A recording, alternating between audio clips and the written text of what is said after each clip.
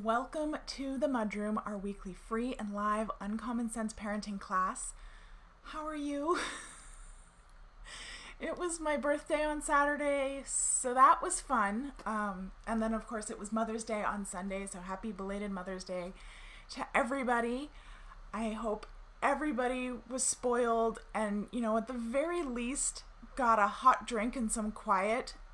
Definitely not the Mother's Day I think any of us were hoping for, but what can you do? It is what it is.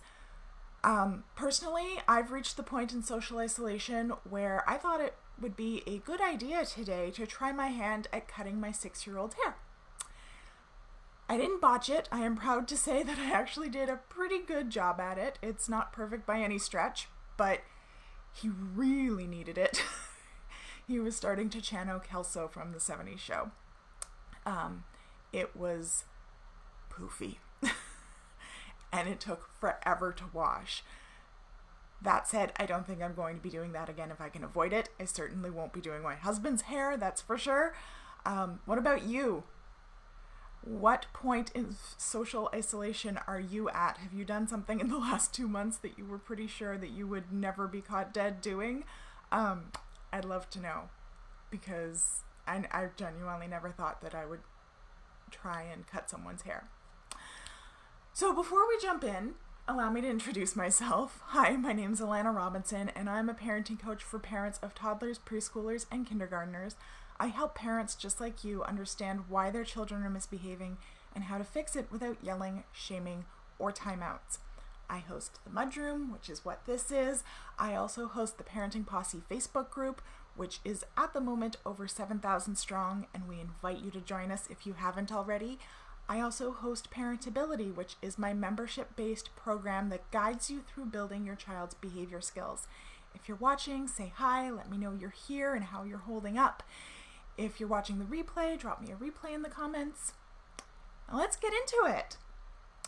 So, I got a question recently that I thought was really important to address.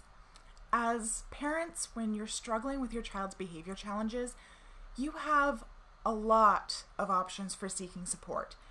You've got your doctor, though I've talked before about why a doctor might not be the best place to seek parenting support. If you've got public programs, you've got private therapists like OTs, SLPs, PTs, and psychologists. If your child has a diagnosis, then you've often got access to early intervention. And we've spoken before about why you'd choose a parenting coach over or in conjunction with those other supports and vice versa in another episode. So if you're curious about that, feel free to go check that out later. But I recently got an email from a prospective client. She was looking for a parenting coach to support her and her husband through navigating her child's behavior as well as coordinating his interventions. And that's great. That's exactly what parenting coaches do. But then she asked me why on some websites for some other parenting coaches, you see these certification seals. And on my site, I don't have any. I don't make any claims on my About Me page to be certified by anyone. And she was kind of wondering why and who I'm certified by. So I thought we'd talk about what certification means and if you should be looking for a certified parenting coach, because I figure if one person is wondering, well, then there's probably more who've wondered, and it might have even stopped you from joining Parentability. So first things first, we need to talk about the coaching industry in general. Coaching, be that life coaching, parent coaching, relationship coaching, business, wellness, fitness, money, any of those, none of those are regulated professions, meaning that there's no disciplinary body that keeps track of your qualifications and grants you the right to practice. Anybody, any Tom, Dick, or Harry can set up a website, call themselves a coach, and start charging people money. Now, I don't suggest you do that. That's a very risky thing to do. I don't recommend it. Coaching someone without liability insurance, legal contracts, a whole bunch of other stuff is a bad idea, and it could get you in a lot of trouble. But those are the same things that are preventing anyone from setting up any kind of business. They aren't specific to the coaching industry. So what does it mean when someone calls themselves a certified coach? Well, what that really means is that they paid a business, a private business, to teach them their methodology, to prove to that business that they understand that methodology and can replicate that methodology. And then if they can do that to the business's satisfaction, then the business will give them a certificate that says that they have confidence in your ability to use their methods without supervision. Or sometimes there's going to be, levels of certification where like at level 1 you need to be supervised, but at level 2 you don't.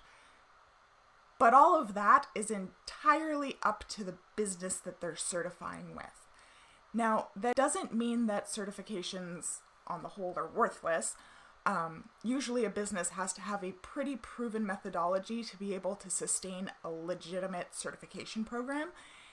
And training is training. Any kind of education is not a bad thing. But there's no legal weight to that certification. The business doesn't have to have done any research on their methodology. They don't have to have proven that it's effective. It just means that the company's gone, yep, we trained them. Often there's going to be some other small perks like group liability insurance. In the States, they might even have group health insurance, possibly some professional development opportunities. Often they'll also get some training on running a business too. What that means is that if you're considering hiring a certified parenting coach, you're going to have to make sure that you do your homework on the program that they're claiming to be certified by. What did they have to do to get that certification? Do they have any other education? Or did they just come in cold and decide to become a coach? What were the admission requirements? What are the qualifications of the business running the program? Do they have to do any kind of professional development to maintain their certification? Or do they just have to pay a licensing fee? If you're looking at hiring someone who has a certification that requires a 2-week course and only a licensing fee to maintain their certification, and they don't have any other qualifications, that might not be the experience that you're expecting. On the other hand, there are programs that take 2 to 3 years to complete. They include supervised hours to gain experience and have yearly professional development to maintain their status.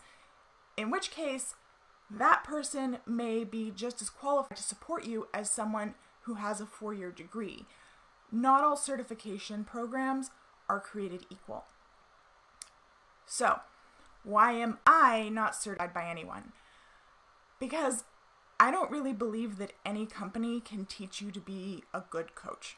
You can get training on effective coaching skills, which I have done, but coaching is also an acquired skill. It's something that you have to learn by doing. And I was very, very fortunate to have ample opportunity to practice that skill in my previous career as an early interventionist.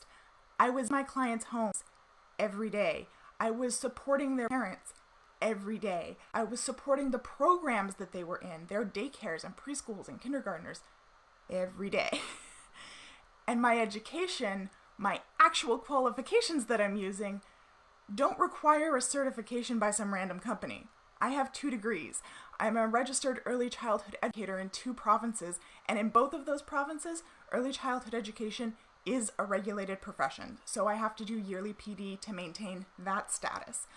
I've also got professional development training by many respected organizations in the early intervention space like Shanker Self-Reg, Collaborative and Proactive Solutions, Pivotal Response, and Relationship Development Intervention, all of which are backed by research. And it's those concepts from my education, my professional experience, and my professional development that I teach to my clients, that I support you in applying. I didn't need some canned method that may or may not have had any research done on it or have any proven effectiveness from a random company who would give me a shiny badge to put on my website. I already had methods and I used those over the course of my early intervention career, and then I took them and I transferred them to my coaching practice. I used those methods with real kids. And I credit all of those years of experience and supervision to the fact that I have yet to have an intervention team protest one of my clients' involvement in parentability or any of the strategies that I've suggested. In fact, it's more common for clients, if they're like expanding their team or if they're working with school supports, to already be implementing many of the strategies that the early interventionist or the school counselor are going to be suggesting to them because they've already learned it in parentability. So they're already ahead of the curve. It also seemed like a much better use of my time and my financial investments to be in charge of my own professional development, of which I do at least, the very least, 40 hours a year. Because it would allow me to very specifically hone and expand upon my methods that I already know work. And that gives me the ability to stand behind my own program that I created. So I looked into it, but given that coaching is not a regulated profession, and I didn't need someone to shove some prefab, unproven methods down my throat, I decided to give it a pass. So what should you take away from this? Don't get dazzled by a shiny badge on a website. If you're not confident in whomever you're considering hiring's qualifications, ask them about their qualifications. Ask them for their experience. Read the testimonials on their website. Ask to speak to their other clients. Now, they might have back to you on that. That's normal. Generally, if someone asks me for a reference, I have to go and get permission from one of my clients to give their contact information out. But they should have references. You also don't have to go through them. If they have a group, or if they're very active in a local group or any other Facebook group that you're in, ask around. Parent coaching is a very intimate experience. We share a lot of information. So it's important that you're really confident in the person that you're hiring, but also that you're really comfortable with them too. So I hope that puts some minds to rest and helps you make a decision if you've been looking into parenting coaches, whether that's me or someone else. It may have just opened up a whole other can of worms for some of you, but if you have any questions for me, don't hesitate to put them in the comments, email me, message me on the Uncommon Sense Parenting page. I'm an open book. I am happy to answer your questions. It's so important to me that every family that I work with is successful.